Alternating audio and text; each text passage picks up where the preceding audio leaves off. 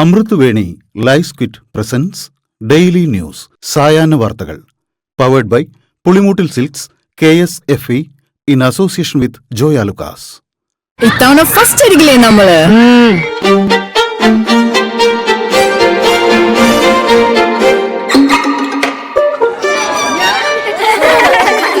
കുട്ടികൾക്കൊക്കെ പെയിൻ ശല്യം ഉണ്ടാകും. അതുകൊണ്ട് ലൈസ് കിറ്റ് ഉപയോഗിച്ച് ക്ലാസ്സിൽ വരാൻ പ്രത്യേകം ശ്രദ്ധിക്കണം. ലൈസ് കിറ്റ് ലൈസ് റിമൂവർ പെയിൻ ശല്യത്തിൽ നിന്നും ഉടനടി ആശ്വാസം. നമസ്കാരം, ഞാൻ ഡേസി ബിജു. ഡെയിലി ന്യൂസിന്റെ സായന വാർത്തകളിലേക്ക് സ്വാഗതം.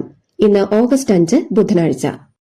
കാലവർഷക്കെടുതിയിൽ മരിച്ചവരുടെ കുടുംബങ്ങൾക്ക് 8 ലക്ഷം രൂപ ധനസഹായം നൽകുമെന്ന് മുഖ്യമന്ത്രി VD സതീശൻ. വീട്ടിൽ വെള്ളം കയറിയ എല്ലാവർക്കും 10,000 രൂപ നൽകും. സംസ്കാര കർമ്മങ്ങൾക്കും 10,000 രൂപ നൽകും.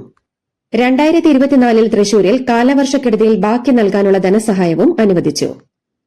ജന്തർ മന്ദറിൽ പോലീസ് നടത്തിയ അതിക്രമങ്ങളെക്കുറിച്ച് അമിത്ഷാ മറുപടി പറയണമെന്ന ആവശ്യവുമായി പാർലമെന്റിലും പുറത്തും പ്രതിഷേധവുമായി പ്രതിപക്ഷം. സഭാ നടപടികളോട് പ്രതിപക്ഷം സഹകരിക്കണമെന്നാവശ്യപ്പെട്ട് പാർലമെന്ററി കാര്യമന്ത്രി കിരൺ റിജിജു രാഹുൽ ഗാന്ധിയെ കണ്ടു.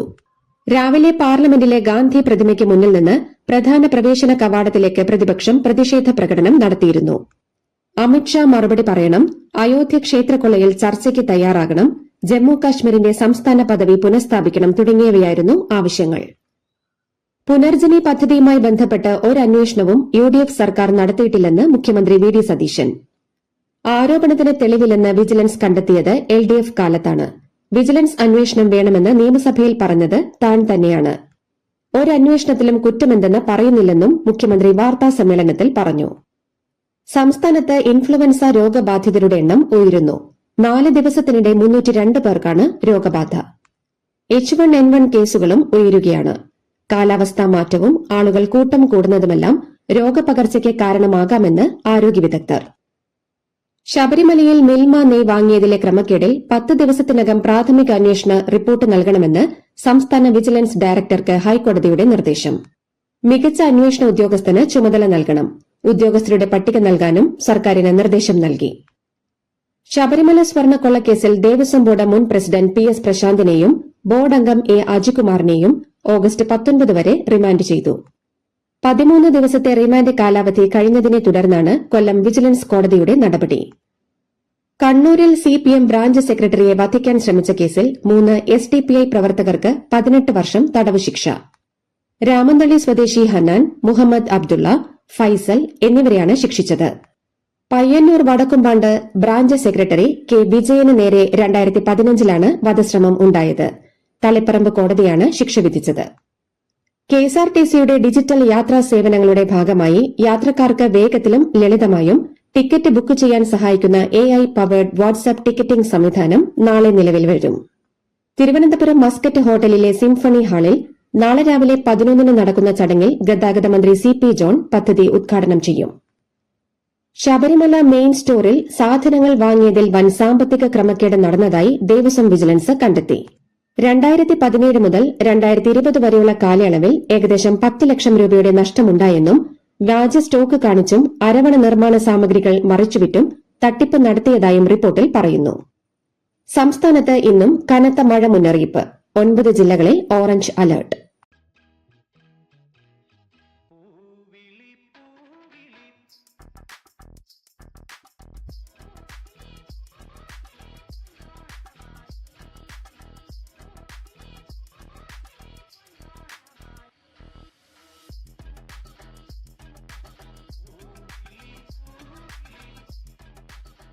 ഈ ഓണം കളറാവട്ടെ പുളിമൂട്ടിൽ സിൽക്സ്.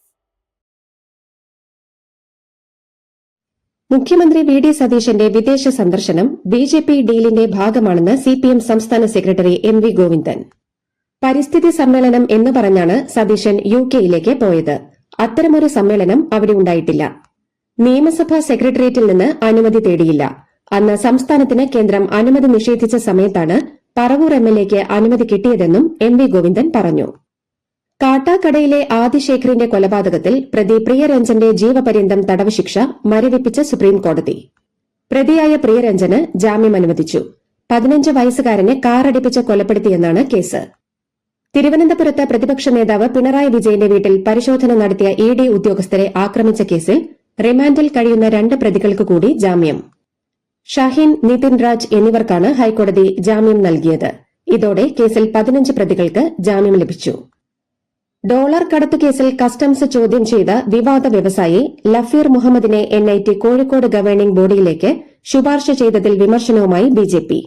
നിയമനത്തിന് പിന്നിൽ മുഖ്യമന്ത്രി VD സതീശനാണെന്ന് BJP കോഴിക്കോട് സിറ്റി ജില്ലാ president advocate KP Prakash Babu ആരോപിച്ചു. മുഖ്യമന്ത്രി പങ്കെടുത്ത അവലോകന യോഗം അറിയിച്ചില്ലെന്ന് കോന്നി MLA KU ജനീഷ് കുമാർ. കോന്നിയിൽ മുഖ്യമന്ത്രി വന്നില്ലെന്നും മഴക്കെടുതി ചർച്ച ചെയ്യാൻ കോഴഞ്ചേരിയിൽ വിളിച്ച യോഗത്തിലേക്ക് തന്നെ വിളിച്ചില്ലെന്നുമാണ് ജനീഷ് കുമാറിന്റെ ആരോപണം. സ്ത്രീകൾ KSRTC ബസ്സുകളിൽ തള്ളിക്കയറുന്നെന്ന വിവാദ പരാമർശത്തിൽ ഖേദം പ്രകടിപ്പിച്ച് മന്ത്രി CP ജോൺ. ആരെയും ആക്ഷേപിക്കാൻ ഉദ്ദേശിച്ചിട്ടില്ലെന്നും വിവാദം അവസാനിപ്പിക്കണമെന്നും മന്ത്രി മാധ്യമങ്ങളോട് പറഞ്ഞു. കുട്ടനാട്ടുകാർ വലിയ കഷ്ടപ്പാടിലാണെന്നും മുഖ്യമന്ത്രിയെയും റവന്യൂ മന്ത്രിയെയും ബന്ധപ്പെടാൻ ശ്രമിച്ചിട്ട് സാധിച്ചില്ലെന്നും ഭരണകക്ഷിയുടെ ഭാഗമായ കുട്ടനാട് MLA റെജി ചെറിയാൻ. തോട്ടപ്പള്ളി സ്പിൽവേയിൽ മുന്നൊരുക്ക പ്രവർത്തനങ്ങൾ നടക്കാത്തതിലും അദ്ദേഹം അതൃപ്തി വ്യക്തമാക്കി. തൃശൂരിലെ പുലിക്കളി സംഘങ്ങൾക്കുള്ള കേന്ദ്ര ധനസഹായം അനുവദിച്ച് ഉത്തരവായി. കഴിഞ്ഞ ഓണക്കാലത്താണ് പുലിക്കളി സംഘങ്ങൾക്ക് 3 ലക്ഷം രൂപ വീതം കേന്ദ്രമന്ത്രി സുരേഷ് ഗോപി പ്രഖ്യാപിച്ചത്. കേന്ദ്ര ടൂറിസം വകുപ്പിന്റെ പദ്ധതിയിൽ ഉൾപ്പെടുത്തിയായിരുന്നു പ്രഖ്യാപനം. കുറ്റിപ്പുറം ബസ് അപകടത്തിന് കാരണം ബസിന്റെ അമിത വേഗതയാണെന്ന് മോട്ടോർ വാഹന വകുപ്പ് ട്രാൻസ്പോർട്ട് കമ്മീഷണർക്ക് റിപ്പോർട്ട് സമർപ്പിച്ചു. അപകട സ്ഥലത്ത് അടുത്തടുത്തായി 2 വളവുകളുണ്ട്. ബസ് അമിത വേഗത്തിലായിരുന്നതിനാൽ ഒരു വളവ് കഴിഞ്ഞ് രണ്ടാമത്തേത് വളക്കാൻ ശ്രമിച്ചപ്പോൾ നിയന്ത്രണം നഷ്ടപ്പെടുകയായിരുന്നു. മുഖ്യമന്ത്രിക്കെതിരെ അപകീർത്തികരമായ ഫേസ്ബുക്ക് പോസ്റ്റിട്ട സംഭവത്തിൽ സൈബർ പോലീസ് കേസെടുത്തു. നിതിൻ കക്കേടത്ത് എന്ന FB ഐഡിക്കെതിരെയാണ് കേസ്. ബേപ്പൂർ ബ്ലോക്ക് കോൺഗ്രസ് കമ്മിറ്റി അംഗമാണ് പരാതിക്കാരൻ. തലശ്ശേരി മുഹമ്മദ് ഫസൽ വധക്കേസിൽ കോടതിയിൽ നിന്ന് കാണാതായി പിന്നീട് കണ്ടെത്തിയ രക്തം പുരണ്ട തൂവാലയുമായി ബന്ധപ്പെട്ട സംഭവത്തിൽ സമഗ്ര അന്വേഷണം നടത്താൻ എറണാകുളം ചീഫ് ജുഡീഷ്യൽ മജിസ്ട്രേറ്റ് കോടതിക്ക് CBI പ്രത്യേക കോടതി നിർദ്ദേശം നൽകി. CBI പ്രത്യേക കോടതി ജഡ്ജി ഹാഫിസ് മുഹമ്മദ് പരിഗണിക്കുന്ന കേസിന്റെ വിചാരണ ഇന്നലെ പുനരാരംഭിച്ചു.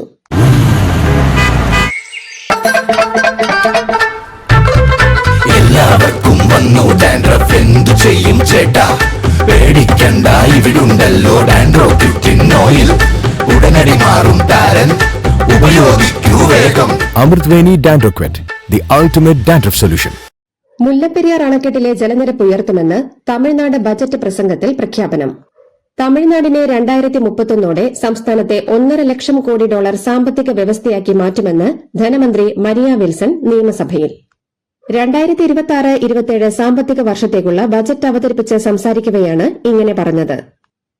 കുട്ടികളുടെ ലൈംഗിക ചൂഷണ ദൃശ്യങ്ങളുടെ പ്രചാരണം, ഉള്ളടക്ക നിയന്ത്രണത്തിലെ പിഴവുകൾ തുടങ്ങിയ വിഷയത്തിൽ മെറ്റയുടെ ആഗോള നേതൃത്വത്തോട് കേന്ദ്ര സർക്കാർ വിശദീകരണം തേടും.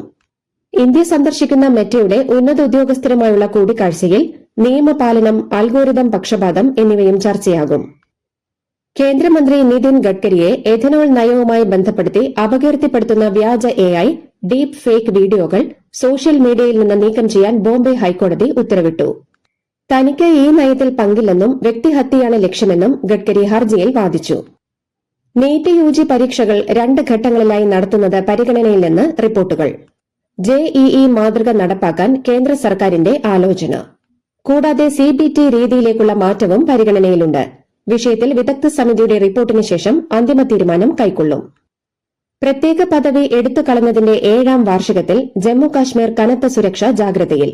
സംസ്ഥാന പദവി തിരികെ നൽകാത്ത കേന്ദ്ര സർക്കാർ നടപടിയിൽ പ്രതിഷേധിച്ച് വിവിധ രാഷ്ട്രീയ പാർട്ടികൾ ഇന്ത്യ മുന്നണിയുടെ നേതൃത്വത്തിൽ ഡൽഹിയിലും കശ്മീരിലും ശക്തമായ പ്രതിഷേധ പരിപാടികൾ സംഘടിപ്പിച്ചു. നീറ്റ് സമരത്തിന് ശേഷമുള്ള കോക്രോച്ച് ജനതാ പാർട്ടിയുടെ നിർണായക യോഗം ഇന്ന് മഹാരാഷ്ട്രയിൽ. ഛത്രപതി സാംബാജി നഗറിലെ അഭിജിത് ദീപ്കയുടെ വസതിയിലാണ് യോഗം. യുവാക്കളെയും വിദ്യാർത്ഥികളെയും നേരിട്ട് കണ്ട് സംവദിക്കാനുള്ള രാജ്യവ്യാപക പര്യടനവും തുടർ സമര പരിപാടികളും ചർച്ചയാകും. അടിസ്ഥാന പലിശ നിരക്കുകളിലോ നയസമീപനത്തിലോ മാറ്റമില്ലാതെ റിസർവ് ബാങ്ക് പണനയം പ്രഖ്യാപിച്ചു. നടപ്പ് സാമ്പത്തിക വർഷം ചില്ലറ വിലക്കയറ്റം 5.1 നിന്ന് 5% കുറയുമെന്നാണ് RBIയുടെ വിലയിരുത്തൽ.